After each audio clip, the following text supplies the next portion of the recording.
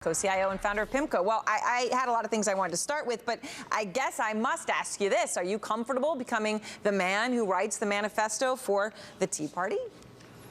Well, I suggested we should have a choice between Democrats and Republicans, an additional third party. I'm suggesting that we've always been offered chocolate or vanilla, and the parties basically suggest that each flavor is entirely different. What we really get every election, Aaron, is rocky road. We get some marshmallows to entice us to the ballot box and to the polls, but we get a lot of nuts afterwards to ruin the experience. And so, so let's give voters a real choice, whether it's the Tea Party or another party, but Democrats and Republicans basically... So you're not going to come out and say, I, Bill Gross, am a card-carrying member of the Tea Party. I'm not going to get that today. Oh, I'm definitely not a card-carrying member of any party.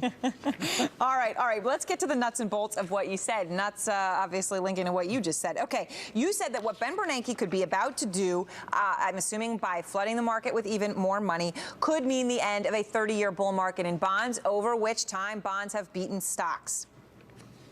Almost mathematically, Aaron. I mean, when you have 2-year treasuries at 40 basis points, when you have 3 years at 60 basis points and the 5-year today at 133, there's very little room to go in terms of downside on yields and therefore upside in terms of prices. I mean, the bond bull market for the past 30 years began at 14.5% plus long-term bonds, and now we're at 404.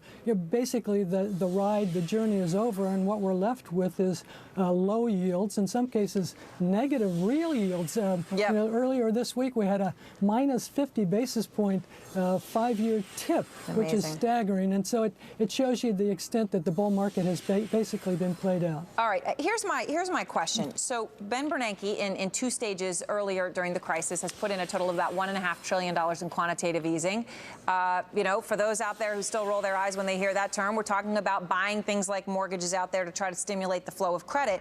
Bill, now we're hearing reports that he could start out next week with another few $100 billion, and then if he needs, go well over $1 trillion, maybe even more than that.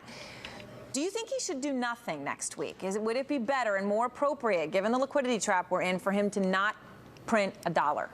No, I and we at PIMCO think he should do something, and this is where we differ with Rick. We can't always agree. I think the economy is at a certain point where it needs some adrenaline straight to the heart, so to speak, and what 200 or 300 billion over several months period of time will do is to, yes, elevate asset prices and give the wealth effect a chance to rejuvenate the economy, to create some semblance of jobs. I'm not suggesting that this is the end-all, be-all of programs. As a matter of fact, it's the last stop, so to speak, the last gasp, and so we'll have to wait and see whether it works. We're suspicious that it will not work, but at least it should be tried. But you still think it's worth trying? Yes, I think it has to be done. So why is it wrong? Let me just put the burden of proof, because you're saying a few $100 billion is still a lot of money, right? And you're saying you still are not sure, you're not optimistic it would necessarily work. The analogy some people put out there is the U.S. economy is like a balloon. It has tons and tons of holes in it. So the Fed is puffing and puffing in there, and the air is just going out through the holes, air that's going to cause a problem for us and pollute the room we're in, right? But the balloon doesn't stay big. So why should we bother?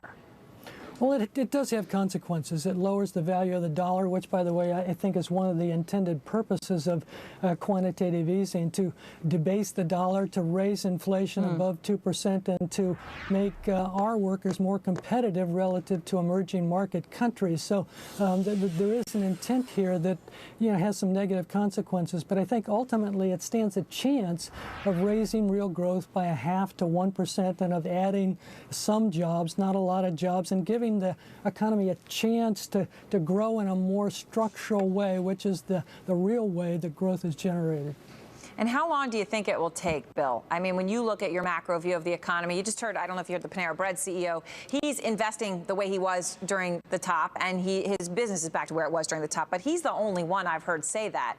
Every industry, and I've been saying this the past few weeks on the show, retail saying we won't see holiday spending back to 07 levels till 2014, hotel prices not back to 07 till 2014, and it goes on and on. And 2014 seems to be the magic year. Do you think that's right or even too optimistic?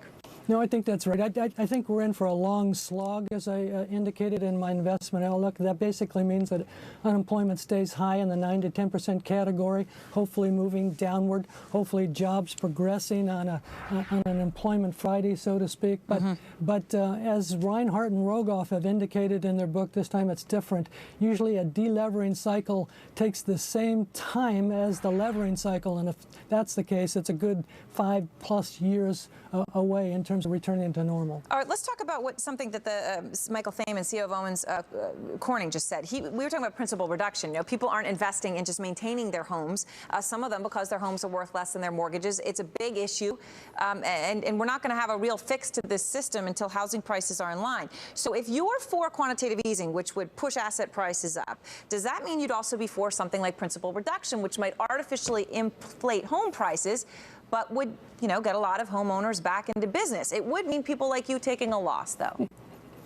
I'm not adverse to taking a loss. I have suggested, as you know, over the past several months, keeping homeowners in their homes to the extent possible. And my preferred solution would be for Fannie and Freddie, the agencies, basically to refund or to allow repayment on homeowners who are underwater in terms of their mortgages, who have negative equity.